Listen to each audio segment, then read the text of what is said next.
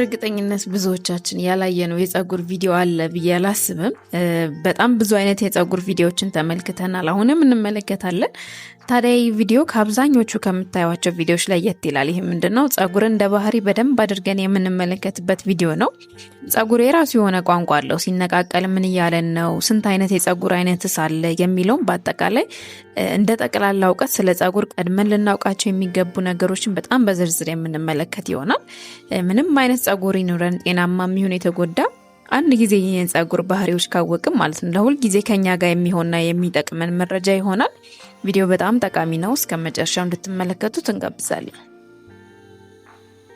እንደው ጠቅለል አድርገን ብንመለከተው ማለት ነው ሁል ጊዜ ስለ ፀጉር የሚነሱ ጥያቄዎችን ብንመለከታቸው ከሶስት አያልፉ። የመጀመሪያው የብዙ ሰው ጥያቄ ለኔ የሚስማሙኝን ቅባቶች፣ ሻምፖዎች፣ ኮንዲሽነር እንዴት አድርገን ማግኘት እንችላለን ወይም እንዴት መምረጥ እንችላለን የሚለው ነው። ይህም የኛ ፀጉር ምን አይነት እንደሆነ ካወቅን በጣም በቀላሉ መመለስ የምንችለው ጥያቄ ነው። በሁለተኛ ላይ ደግሞ የብዙ ሰው ጥያቄ እንዴት ፀጉሬን ላሳድገው፣ ብዛትም የለውም፣ እንዴት አድርገን ብዛት እንዲኖረው ማድረግ እንችላለን፣ እንዲሁም ፀጉሬ ወዝ የለውም፣ ወዛ የሆነ ፀጉር እንዴት ሊኖረኝ ይችላል የሚል ጥያቄ ነው። በሶስተኛ ላይ ደግሞ የብዙ ሰው ጥያቄ የፀጉር መጎዳት ነው አይደለ? ፀጉሬ ይነቃቀላል፣ ይበጣጠሳል፣ ወደ ኋላ ይሸሻል፣ መንታም በጣም ያስቸግረኛል የሚሉ ጥያቄዎች ደግሞ በሶስተኛ ላይ ያሉ ማለት ነው። እንደ የብዙ ሰው ጥያቄዎች ከነዚህ ከሶስቱ ያልፉ ማለት እንችላለን፣ የሁሉም ሰው ጥያቄ ማለት ነው። ታዲያ እኛም ሶስቱን ጥያቄዎች መሰረት አድርገን ሰፋና ዘርዘር አድርገን ስለ ፀጉር ያላችሁን ጥያቄ በጠቅላላ በሚባል ደረጃ መልስ የምንሰጣችሁ ይሆናል። እንድትከታተሉን እንጋብዛለን። ከመጀመሪያው ጥያቄ እንነሳና ማለት ነው ብዙ ሰው የሚጠይቃቸው ጥያቄዎች ብለን ከዘረዘርናቸው ውስጥ የመጀመሪያው የሚሆነው ብዙ ሰው የሚጠይቀው ጥያቄ ምን አይነት ቅባት፣ ምን አይነት ሻምፖ፣ ምን አይነት ኮንዲሽነር ልጠቀም ብሎ ነው ማለት ነው። ይህንን ጥያቄ በጣም በአጭሩ ለመመለስ መጀመሪያ ማወቅ ያለብን ስለ ፀጉር አይነቶች ነው ማለት ነው። ስለዚህ ስለ ፀጉር አይነቶች አሁን የምንመለከት ይሆናል። አይነት ሲባል ሁለት አይነት አለ። አንደኛው በቴክስቸሩ ማለትም በፀጉራችን ዘለላ አማካኝነት ስትሬት ወይም ቀጥ ያለ፣ ዌቪ፣ ከርሊ እንዲሁም ደግሞ ኪንኪ ተብሎ ለአራት ይከፈላሉ። እነዚህ በእይታም የምናውቃቸው ነገሮች ናቸው። ዋናው ማወቅ ያለብን ግን ፀጉራችን በፖሮሲቲ አማካኝነት በሶስት የሚከፈለው ነው። ይህም ሃይ ፖሮሲቲ የሆነ ወይም እኛ በተለምዶ ዛላው ቀጭን የምንለው አይነት የፀጉር አይነት አለ። እንዲሁም ሎ ፖሮሲቲ የሆነ የፀጉር አይነት እኛ በተለምዶ ዛላው ወፍራው የምንለው አይነት የፀጉር አይነት አለ። እንዲሁም ኖርማል ፖሮሲቲ ደግሞ የሚባል የፀጉር አይነት አለ። ወፍራምም ቀጭንም ያልሆነ መካከለኛ አይነት የፀጉር ዘለላ ያለው የፀጉር አይነት አለ ማለት ነው። ፖሮሲቲ ማለት ከስሙ ለመረዳት እንደምንሞክረው የፀጉራችን ስር ወይም ቀዳዶች ማለት ነው። ቀዳዶቹ በጣም ጠባብ ናቸው ወይስ ደግሞ ሰፋ ያሉ ናቸው በማለት ነው ሎ እና ሃይ ፖሮሲቲ ብለን የምንከፋፍላቸው ማለት ነው። ሎ ፖሮሲቲ የሚባለው መቼ ነው? የፀጉራችን ቀዳዶች ማለት ነው በጣም ጠበብ ያሉ ሲሆኑ ማለት ነው ቀዳዶቹ ሎ ፖሮሲቲ ይባላል። ሰፋ ያለ ደግሞ የፀጉር ስር ወይም ደግሞ ቀዳዳ ካለን ደግሞ ሃይ ፖሮሲቲ የሆነ ፀጉር አለን ማለት ነው። ይህንን እንዴት ማወቅ እንደምንችል ደግሞ አሁን እንመልከት እስቲ። የፀጉራችን ፖሮሲቲ ለማወቅ ማለት ነው ሁለት በጣም ቀላል መንገዶችን መጠቀም እንችላለን። የመጀመሪያው የኛ ፀጉር ምን አይነት ፖሮሲቲ ነው ያለው የሚለውን ለማወቅ ፀጉራችን ከታጠብን በኋላ በጣም ቶሎ ይደርቃል ወይስ ፀጉራችን ለመድረቅ በጣም ጊዜ ይፈጅበታል የሚለውን ማለት ነው። ውሃ ይዞ ይቆያል ወይስ ደግሞ ቶሎ እንደታጠብነው ፀጉራችን ይደርቃል የሚለውን ነው የምንመለከተው ማለት ነው። ፀጉራችን የሚደርቅ ከሆነ ማለት ነው ከታጠብን በኋላ ለመድረቅ ትንሽ ጊዜ ብቻ የሚወስድበት ከሆነ የኛ ፀጉር ሃይ ፖሮሲቲ ነው ማለት ነው። ምን ማለት ነው? ይሄ ፖሮቹ በጣም ሰፋፊ ናቸው ማለት ነው። በቀላሉ ፀጉራችን ፕሮዳክት ወይም ደግሞ ቅባትን ያስገባል ማለት ነው። በተቃራኒው ደግሞ ፀጉራችንን ከታጠብን በኋላ ለመድረቅ ረዘም ያለ ጊዜ የሚፈጅበት ከሆነ የኛ ፀጉር ምን ይባላል? አይነቱ ማለት ነው ሎ ፖሮሲቲ የሆነ ፀጉር ነው ያለን ማለት ነው። ፕሮዳክቶችን በቀላሉ ያስገባም፣ ፖሮቹም በጣም ጠባብ ናቸው ማለት ነው። ታዲያ ይህንን ማወቃችን ማለት ነው በጣም መሰረታዊ ነገር ነው። የምንመርጣቸው ቅባቶች፣ የምንመርጣቸው ኮንዲሽነር፣ ሻምፑ በሙሉ በሚባል ደረጃ መሰረት የሚያደርጉት የኛን የፀጉር ፖሮሲቲ ነው ማለት ነው። አንዳንድ ጊዜ ሆኑ ቅባቶችን ተቀብተን ሻምፑም ኮንዲሽነር ፀጉራችን አይስማማም አይደል? ፀጉሬ ነቀለብኝ፣ እንደዚህ ያደረገብኝ እንላለን። ይህ የሚሆነው የኛን ፖሮሲቲ ባለማወቃችንና ከኛ ፀጉር ፖሮሲቲ ጋር አብረው የሚሄዱ ቅባቶችን፣ ሻምፑና ኮንዲሽነሮችን መለየት ባለመቻላችን ምክንያት ነው ማለት ነው። ስለዚህ አሁን ቀጥለን ለሎ እና ለሃይ ፖሮሲቲ የሚሆኑ የቅባት አይነቶችን ደግሞ ለየብቻ ለይተን የምንመለከት ይሆናል።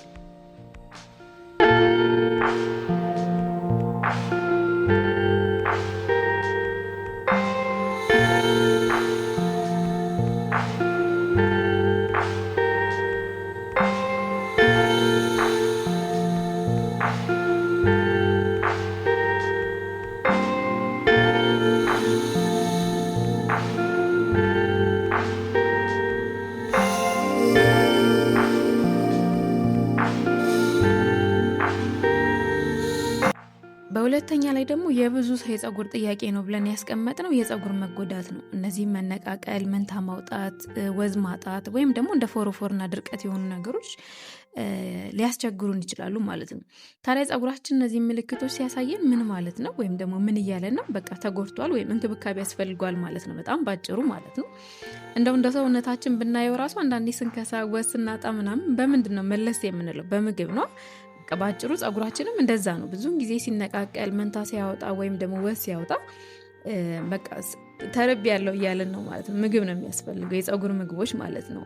ታዲያ እነዚህ የፀጉር ምግቦች በዋናነት ምንድናቸው? ፍሩቶች ናቸው። እንደ አቮካዶ፣ ሙዝ፣ ኮኮናት እነዚህ ነገሮች ፀጉራችን ይፈልጋል ማለት ነው። ስለዚህም እኛ መነቃቀል፣ መንታ ማውጣት ወይም ደግሞ ወዝ ማጣት ሲያጋጥመን ማለት ነው ፀጉራችን ምን እያለን ነው? ተርብ ያለው ወይም ደግሞ ምግብ ያስፈልገዋል ማለት ነው። ታዲያ በጣም ባጭሩ በቃ ፀጉራችን እነዚህ ምልክቶች ሲያሳየን እኛ ማድረግ ያለብን ፍሩት ኦይሎችን እንደ ምግብ መመገብ ነው ያለብን ፀጉራችንም ማለት ነው።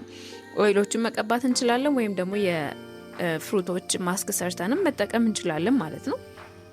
ይህን ስንል ታዲያ ሁሉም የፀጉር መነቃቀል ወይም መበጣጠስ የሚመጣው ከፀጉር ፍሩት ማጣት የተነሳ ነው እያልንም አይደለም። በሌሎች ምክንያቶች የተነሳ ፀጉር መንታ ሊያወጣ ይችላል፣ ሊነቃቀል እንዲሁም ሊበጣጠስ ይችላል። ነገር ግን በአብዛኛው ማለት ነው አንድ ጤነኛ የሆነ ሰው ላይ በጣም በተደጋጋሚ የፀጉር መነቃቀል፣ ወዝ ማጣት እንዲሁም መንታ የሚወጣ ከሆነ ምክንያቱም በአብዛኛው ቀደም ብለን እንደነገርኳችሁ የምግብ እጥረት ነው ማለት ነው። ስለዚህም እኛም እንደዚህ አይነት የፀጉር ችግር ካለብን ፀጉራችን መመገብ ነው ያለብን ማለት ነው። እንዲሁም ደግሞ ፀጉራችን ፎሮፎር እንዲሁም ደግሞ ማሳከክ አይነት ችግር ካለበት ደግሞ ይሄ ደግሞ የምን ምልክት ነው? የህመም ምልክት ነው ማለት ነው። ብዙውን ጊዜ እንደምታውቁት ፎሮፎር ወይም የፀጉር ማሳከክ የሚመጣው በፈንገስ ነው አይደለም? ስለዚህም ፀጉራችን ይህን ምልክት ሲያሳየን እኛ ማድረግ ያለብን ፈንገሱን መግደል ነው ማለት ነው። ይህም በቤት ውስጥ በቀላሉ ባሉ ነገሮች ይህን ማከም እንችላለን። በቅርንፉድ መጠቀም እንችላለን። ቅርንፉድ ውሃ አድርገን ወይም ደግሞ ቅርንፉዱን ራሱን ፈሽተንም ደግሞ ፀጉራችን ላይ ማሸት እንችላለን።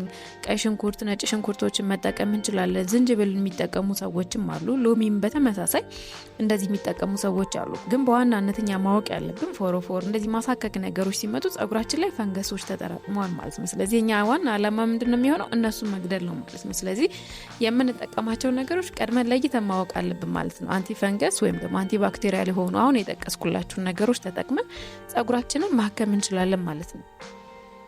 በሶስተኛ ላይ ደግሞ የብዙ ሴቶች የፀጉር ጥያቄ ነው ብለን ያስቀመጥነው የፀጉር እድገት ነው አይደለ? ፀጉሬ እንዴት ማሳደግ እችላለሁ የሚል የብዙ ሴት ጥያቄ ነው። ይህም መጀመሪያ ፀጉርን ለማሳደግ ጤነኛ መሆን አለበት። ከማሳደጋችን በፊት ወይም ደግሞ ፀጉሬ አላድግም አለኝ ከማለታችን በፊት መጀመሪያ መጠየቅ ያለብን ፀጉሬ ጤነኛ ነው ወይ ብለን ነው። ምክንያቱም ጤነኛ ፀጉር ያድጋል አይደለ? ስለዚህ ጤነኛ ካልሆነ መጀመሪያ ጤነኛ እንዲሆን ነው ማድረግ ያለብን። ምኑ እንደተጎዳ ምን እንደሚያስፈልገው መጀመሪያ ለይተን ማወቅ አለብን። ከዛም በኋላ ስለ እድገቱ ማሰብ እንችላለን ማለት ነው።